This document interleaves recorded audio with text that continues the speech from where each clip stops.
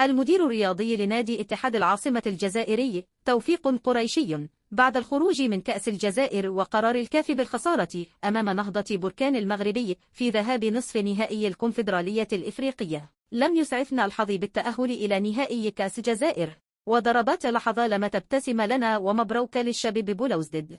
الآن يجب التركيز على مستقبل الفريق، وسندافع على حقوق النادي لأنه لا تزال هناك خطوات ثقة أمام الفريق لبلوغ نهائي كأس الكاف. قرار الكاف القاضي بخسارتنا على البساط 3-0 أمام نهضة بركان والصادر عن لجنة المنافسات غير قانوني، وكل قوانين الفيفا واضحة وفي صالح الاتحاد لأنها تمنع استخدام الخرائط الجغرافية على الأقمصة.